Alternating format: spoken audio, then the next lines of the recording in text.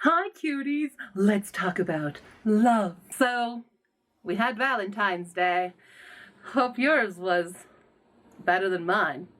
I worked, and I don't have a significant other, so...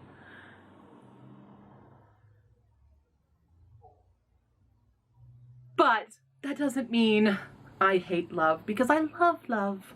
Don't you love love? And I particularly love love when it is in books, because I can just live vicariously through the characters that I love so dearly. These couples I would probably die for. And that's what I wanted to bring to you guys today. These are my top 10 bookish couples that I absolutely love and would do anything for, and would probably read series upon series upon series about their domestic lives together, if that's where their lives take them. Some of them are a little bit more out there. But anyway, these are in no particular order. These are just like, you know what? I freaking love these two so very much. You will probably see a pattern because I am a sucker for enemies to lovers trope. Sucker for it. So, without further ado, let's talk about my favorite couples in books. The first one is kind of spoilery if you haven't read the book, so I'm sorry about it, but it's Sam and Evie from the Diviners Quadrilogy, and these two start off kind of like playful enemies. They're not full-on enemies. I mean, Sam steals her $20 right in the beginning of the book, and there is a little bit of a love triangle in this one, and I, for the longest time, thought it was going to go the other way, and I was going to be real mad about that, but it didn't, and I was really happy about it. Because I love Sam. It's set in 1920s. She's kind of more of a flapper girl radio star, and he is a swindler, and I love it. I love how January Lavoie reads their voices because I feel very different characters, and I love the growth in their relationship because it takes a while for them to kind of get together. But there is a fake dating thing, a fake fiance thing that happens, which also super sucker for. Relationship isn't really surface level. It digs deeper, and that's when they really gain more respect and trust for each other, and it builds so well that I just can't. I love these guys so much. And there are a lot of couples in the Diviners that are also couples that I would absolutely kill for, but in the Diviners, for me, Sam and Evie are my favorite. I definitely have a bunch of others that I love, but these two in particular are my fave. Next up, okay, this is more of my ship because it's not fully established. There's been one kiss, and there's no real time for them to develop further after that kiss because one of them travels across space and the other one is stuck on the planet, and they don't reunite at the end. I'm hoping in the third book that we reunite Brandon Sanderson, but if you haven't guessed by now, it is Skyward by Brandon Sanderson, and these are Jorgen and Spensa, who are very much enemies in the beginning, but they're forced to get along because they're all part of the same flight crew, and they develop in the first book. They developed that relationship of trust, not romantic at all. There was a lot of speculation about if Spensa is an ace character or not, but there's just no focus on her romantic life in Skyward, which I really appreciated, so that you actually build this a bit more of a friendship than anything, and then you don't see that until Starsight, the sequel, where we get a hint that there is something more between them, and I thoroughly appreciate that. But I also didn't appreciate how long they spent apart, and they're still not together. I'm a little worried. I love these two. I think if given the chance, I don't know where Brandon Sanderson is taking it, if they're going to be a thing or not, or if it was just like this may be the last time I see you, I'm gonna kiss you, bye, kind of thing. Sorry, again, spoilers, but it's super cute.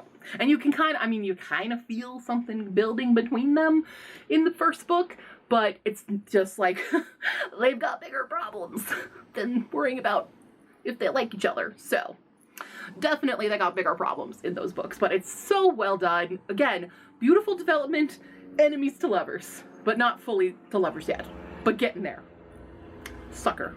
I don't know if I'm allowed to not put these two on the list as well, because this is a book that, A, was the best book of 2020, and I've reread it over and over, and I don't shut up about them. But that is Alex and Henry from Red, White, and Royal Blue. Again, kind of an enemies to lovers story, fake friendship that leads to the relationship, a secret rendezvous relationship, and it's so cute.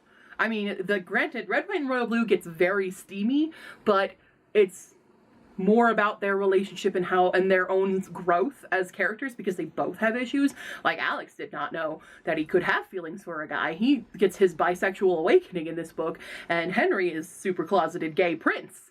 And they have to kind of secretly do this relationship while pretending to be friends, which, I mean, they are. They do establish a friendship first, which I super appreciate.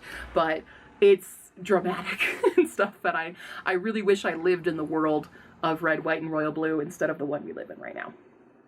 But these two, history, huh? They made some. Okay, I'm fine. We're gonna move on before I don't shut up about them. Next up, this is one from a historical romance series called the Strange House series by Kathleen Baldwin, and I love this. There's always a romance in any of the books, but these two are my favorite, and that's Tess and Gabriel, aka Lord Ravencross, and they're also semi-enemies to lovers. Tess is the wild girl, and he's Mr. Lord Ravencross, dark and broody.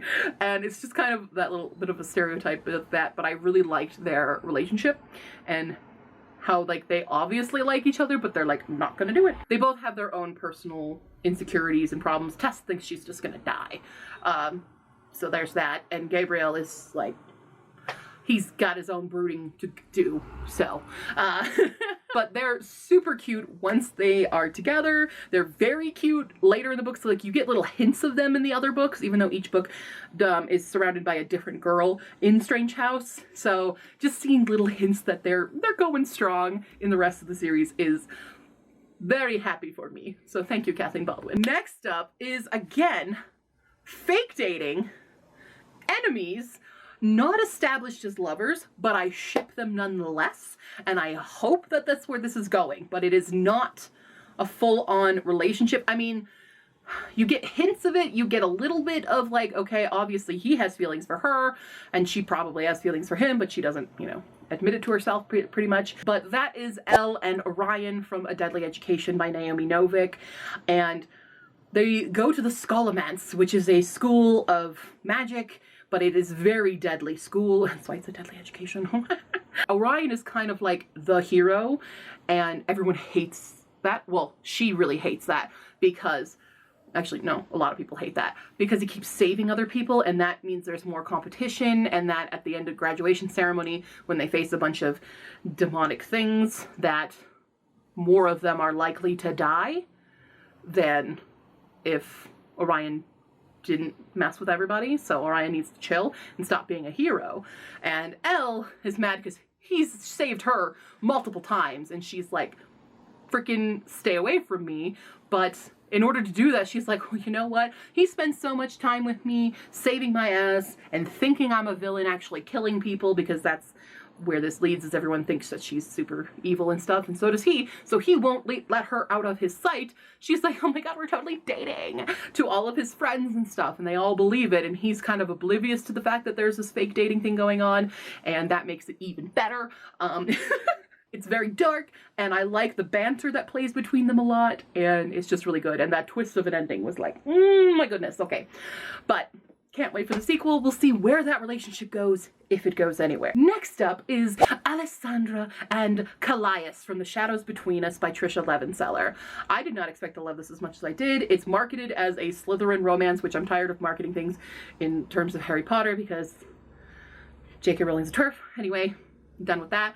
But that's a really good way to describe it, because Alessandra wants the crown, and she will do what she has to do. She has murdered people in the past who have done her wrong, and she has no problems thinking she's going to murder the king once she's won his heart. And he's very much like, I just want my advisors off my back. I'm going to pick you because I think we could be friends.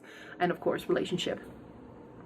ensues. So it's not an enemies to lovers, but it is a delicate game that they're both playing because they're both cunning and ambitious and very flawed, but it makes them more believable in that sense. And I liked some of the moments where you think this is going to be what triggers the end of their relationship, and it's not. So that's really fun. Now, the thing that does trigger the end of the relationship and the drama is, yeah, okay.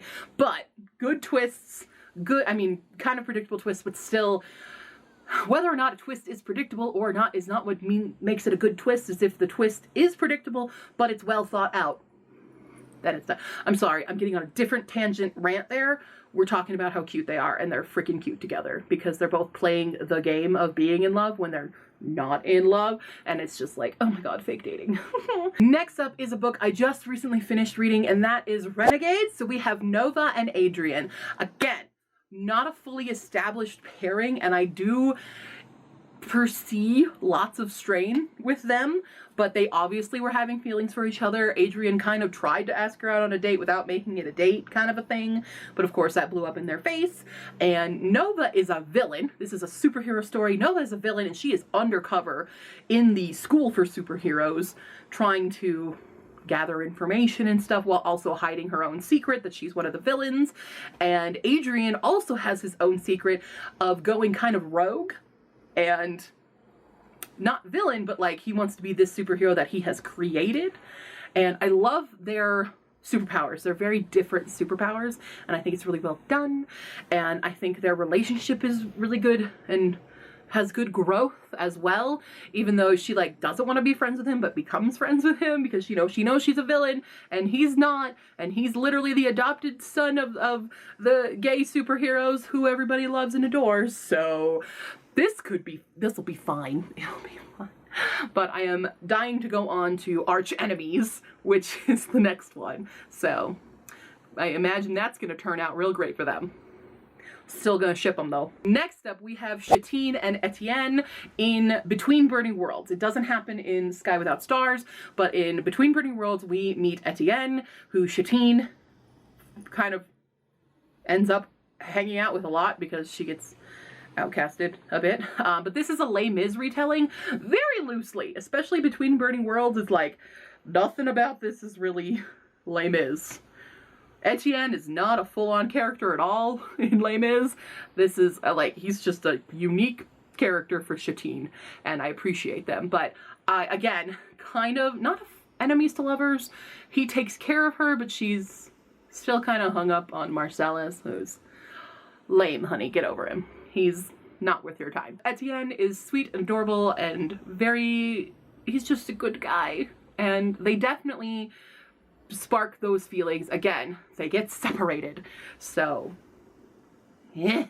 So I'm hoping for the third book, which I don't know when it comes out. I don't even know if there's a title yet for it, but I need to read it. I need to read it and see what happens in the third book. So, yes, but I love them so very much. Next up, we have Sophie and Etienne, which I hope I said that right. Edwin.